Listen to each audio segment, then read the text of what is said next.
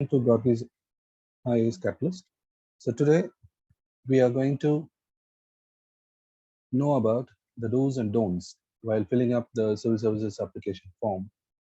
So due to a new system, which is OTR, one-time registration, so there are certain things which we need to take it into consideration while filling the application forms.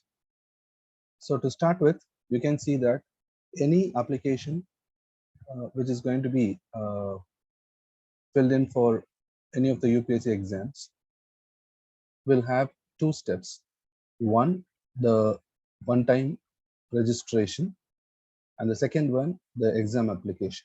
The exam application in turn consists of two parts, the part one and part two. So today we are going to take into the details of OTR, the exam application, the issues faced, and what are the things which a candidate should take care of. The first is OTR. The one-time registration is going to be one time, as the name indicates, it is a lifetime registration. And in this, the candidate has to provide the name, full name, the gender, date of birth, father's and mother's name, minority status, whether they are going to be uh, religious minority and so on, a valid mobile number, an email ID, and the board examination and security question, right? So these are the icons which they have. In this, you need to be very careful while filling the name, because usually the names we will write it in different formats, but you need to use it in the format which you have it in the board examination.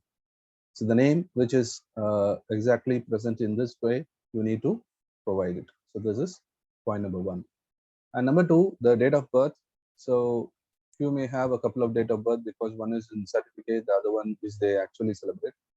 So try to give the date of birth which is there in the certificate, especially in the school board examination, your degree certificate, right?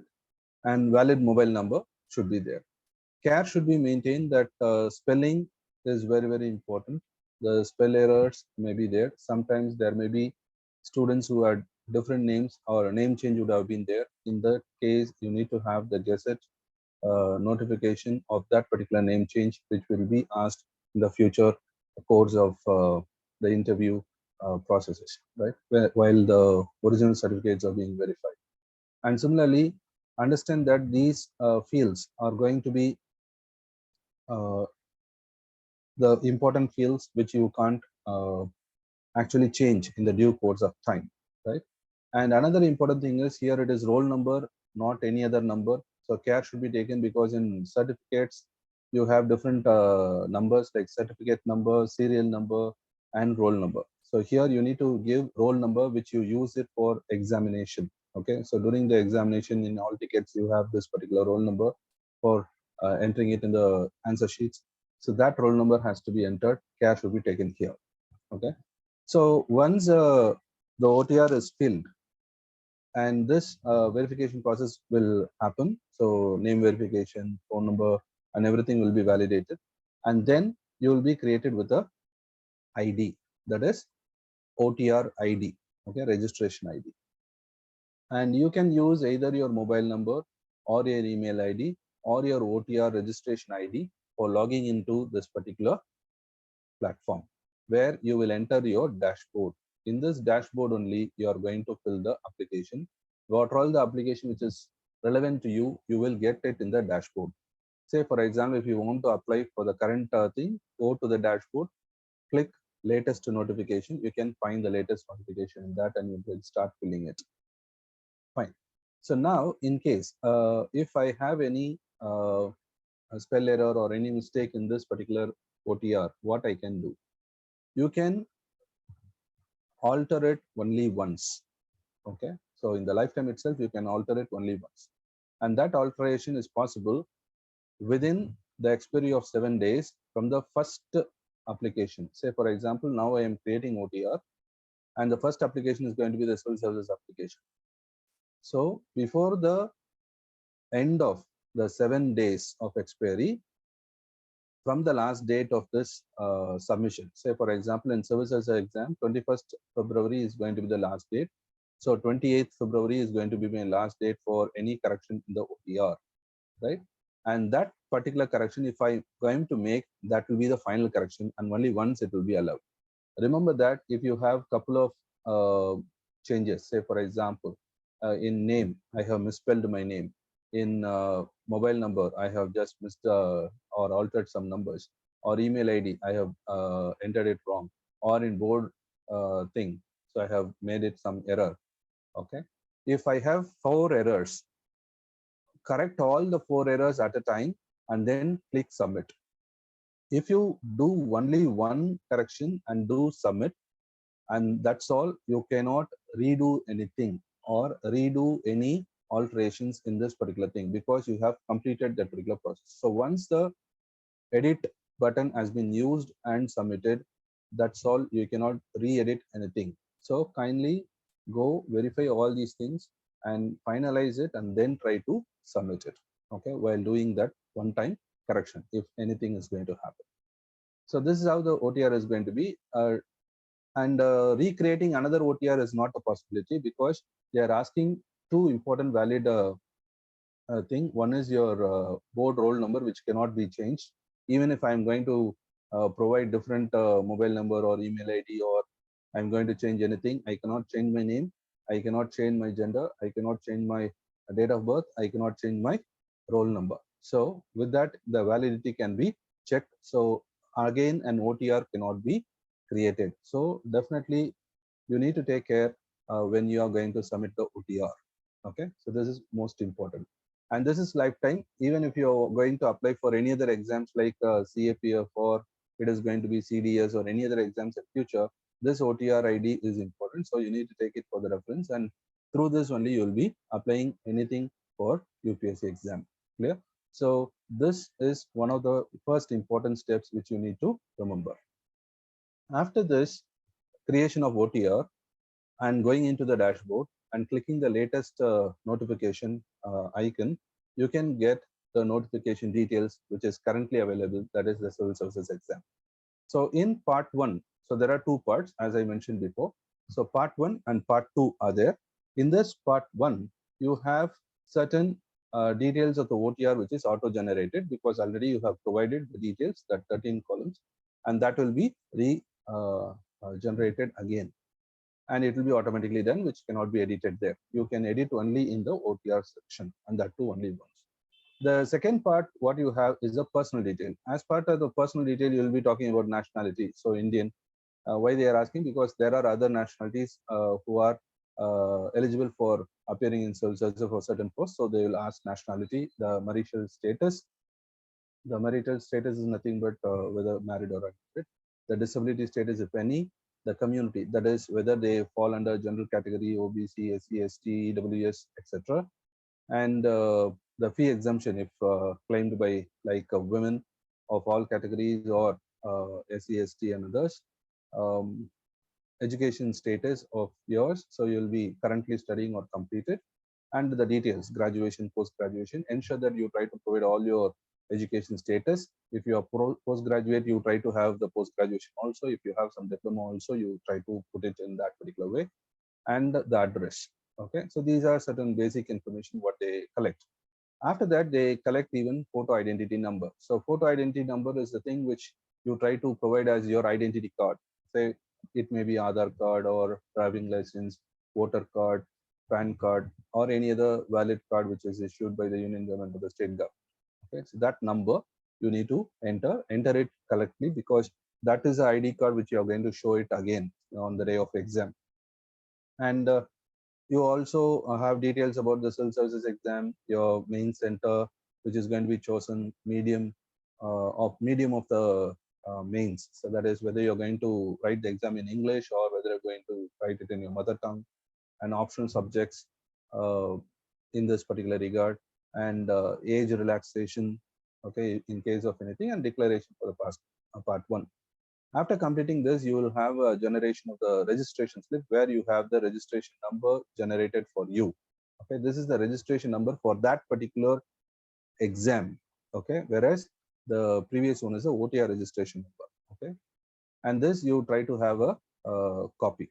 Okay, this is part one. After completing part one only, you will get the part two. Okay, so part one and part two you can modify it. Okay, in case if you have entered any wrong details, you can correct it, but that particular correction can be allowed only for the last 7 days after closure of the application. The closure of the application will be on 21st February for this case, and from 22nd to 28th you can have the correction. Okay, any field can be corrected in this except the OTR, which has to be done in the previous uh, uh, platform, that is OTR platform, as discussed before. But here in this particular case, from the next day of the closure of the application, then only you can edit. Till then you need to wait. Okay, so this is a important part. You can edit, but you need to do it only after the closure of the application, and that too for 7 days. After that, it is finalized. Yeah, fine. Now, in part one, so certain things which you enter cannot be changed at any time after the submission of the exam. Say, for example, center of the exam cannot be changed. Okay, for the mains which you have entered at any cost. The optional subjects which you have filled up for your mains cannot be changed at any cost, even when you apply for mains. And medium of examination, again, it cannot be changed. And compulsory language, which is going to be filled, it is not going to change. So care should be taken in all these cases. Okay, and most importantly, for optional subjects, care should be taken if you are going to put it as CSE and IFOS, because there are certain things which are common. Say, for example, you may choose forestry and geology for IFOS. Here also, you may have geology and forestry. So due diligence should be there, whether you are filling the right option for the civil services exam, whether you are choosing the right option for forest service exam. Okay, so be careful in choosing it. If you are going to do something wrong, then it will cannot be changed. Okay, that's the most important thing. Even if you clear plums in mains, you need to choose the option which you have filled. That's the case. Okay, and on part of creamy layer, the UPSC has mentioned that it should be between that, it should fall within the financial year only, and it can be on or after 1st April 2022 or before 21 February 2023. So any application or any community certificate, that is the OBC certificate, which is issued after 21 February will not be accepted, or before April 1 will not be accepted, because OBC certificate is an annual certificate. You need to get it annually for the financial year. Okay, so for that financial year only it will be applicable. So for that reason, anything which is applicable between 1st April to 31st March. But here the application is closing on 21st February, so you cannot make it after 21 February. So you will be having it, and you will be entering the details of it also. So date of issue, the authority who had issued, and the certificate number. Okay, for the OBC and other certificates. So kindly ensure that you have the OBC at the certificate at the right time. Okay, so you can use any of the ID card, and remember that you need to use this ID card while you enter the exam hall also as your identity card. So that's important to be noted out. Okay, so to be clear on certificates, you can see that in certificate, any certificate, whether it is OBC certificate or SC, ST, WS, whatever certificate you are going to get, try to ensure that your spelling of the candidate or the applicant is rightly placed along with the parent's name. Okay, so whether the spelling is similar to that what you have it in the certificates of school and graduation. Similarly, the caste or the community or the tribe name is going to be as per the central list. That's very important. Say, for example, for OBC, we have state list and we have central list. Okay, so in state list and central list, sometimes there may be some mismatch in the name. Okay, but it will be in that particular thing. Say, for example, if a caste name is ABC D, and in central list it will be ABC D only, but there will be some additions or deletions which may happen. Okay, so instead of Y it will be I likewise. But you ensure that you get that particular OBC certificate or any other certificate what you are going to purchase, which is going to reflect the correct spelling or reflect the spelling which is going to be in the central list. Okay, so that is very, very important. And in case if the same way the serial number entered in the central list is also reflecting in the uh, in your certificate, that is also important. And similarly, the official seal which is presented by the authority who gives you the certificate or issues a certificate, usually it will be in English or in some case Hindi, right? So if it in English or Hindi, it won't be a problem. Or in case if other uh, languages are there of that particular state. For example, in Tamil Nadu, if we have in Tamil, so the official seal is going to be in Tamil. Try to have one line that the official seal of the state is in the regional language Tamil only. Okay, and then get it arrested by the officer itself. So that will not create any problem in future, because for them they will not know that particular language, so they may not know whether this is the right seal or not. So that's the reason why they ask for it. And in case if it is not in English, you can get it in this particular line, or else you ask for the official to place the English seal. Okay, so that's a simple thing which you can do. And ensure that the prescribed format by the UPSC is there in the that is certificate which you uh, get it for the particular purpose of OBC, SC, or EWS or disability, whatever it is. Clear? Say, for example, for OBC non-creamy layer certificate, this paragraph should be there. Usually up to this will be there. This part may not be there in certain applications. That is certain certificates. Try to ensure that this paragraph is also present. Okay. Similarly, for SCs and STs, you have the government orders. The list of orders will be there. So after that particular paragraph, which declares you as a eligible candidate, below this will be there. Below only, after this only, the authority will have a signature and official seal will be present. Okay.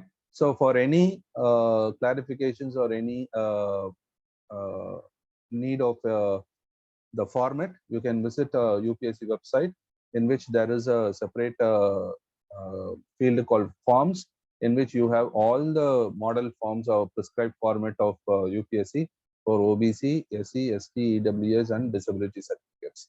Okay, you can just get a printout of it and ensure that whether it is similar to that of the certificate which you actually get it. Okay, so these are certain things which you can avail or ensure in the initial stage, so that you may not get into troubles during the uh, attempts when you give in mains or interview part when the verification is going on. Yeah. Then, after doing all these, coming to the second part, the second part of the registration should be done. Then only it is said to be complete application. Okay, you cannot just leave with the part one. You need to complete part two registration. So do it at one time. Don't do part one day, part two another day. Try to complete it on time in a single day. Okay. So in part two, you have four parts. You have payment details in case if you are eligible for payment, and you will here only you will be choosing the center for prelims. Okay, ensure that you have different types of centers in Tamil Nadu. So whichever center you prefer, you try to choose it for prelims. Okay, so whereas in part one you are going to choose it for mains, and then you will upload a photograph, your signature, the photo identity card PDF, and so on, and you have declaration, and then you ensure that the final submission is done after viewing. Okay, there will be a view button. You can completely view your entire application. Try to view it and ensure that all things are right, and then give final submission. After final submission, definitely you need to save this particular PDF of the application form for future references. Okay, don't miss it out. Try to have the application saved. Okay, and you know that now you don't have the idea of withdrawal of application because they have editing the application, so you can't withdraw the application as of now. With the UPSC has mentioned in the notification itself, you cannot withdraw the application as which is available in the last time. And don't wait till the last day. The last day is 21st February 2023 till 6 p.m. only. And even before that, you try to put it as quick as possible. And there are certain centers which have certain limitations in seats. So it will be first come, first serve basis. So ensure that you try to do. Whenever you try to upload a photograph, try to go with the prescribed format. They have given the prescribed format in this particular case. You have any document which is going to be uploaded in the website, it should be 20 kb to 300 kb each. Okay, so 20 kb or up to 300 kb, whether it is going to be photograph or signature or it is going to be the PDF file, whatever it may be. And they have clearly mentioned the resolutions also. Minimum 350 pixels by 350 pixels or 1000 by 1000 maximum, and the depth should be 24-bit. And ensure that it is only in JPEG format and PDF format, and no other format is accepted. Say, for example, whether it is going to be PNG or any other format, it is not going to work. It is going to be JPEG and a PDF. When you submit the part 2, you will get the pop-up with the entire part 2 part where the payment is going to be done and the details of the payment, your picture, signature and ID card document. Ensure that the picture is clear without any blot or anything, and your signature is very clear without any blurring and kind of. So similarly, ensure that in case if you're going to do some payment with credit card or debit card or UPI or net banking, try to ensure that the bank has transferred the fund. Okay. So whether the transaction is successful, ensure that. And similarly, if you are going to do some cash transaction, you need to generate the challan in the application site itself. Okay, and get that particular challan generated, and then take it to the respective bank the next day, that is after 24 hours, and you can do it. Okay, remember that you need to take the challan from the application site itself. You cannot use a challan which is there in the bank. Okay, that's important. So possibly many of you would have gone for the e-payment rather than the cash payment. So, but these are certain things which you need to take care of. So remember that part 1 and part 2 can be edited, but that particular editing can be done only after the closure of the application form. So 22nd February to 28th February, that's 7 days you can use it. But hope we try to make it clear that we are not going to use that, since you will go and fill it up as part of every part is going to be rightly filled, so that you may not have that particular tension of getting into that correction format, because that's going to be a headache, and you need to be very remembering that you need to do it at that particular time. If you forget, then it is going to be final. Okay, so that's a thing. So hope you have got clarity on how to apply for UPSC exams and creation of OTR and other application forms, right? So thank you. All the best for your endeavors. Bye.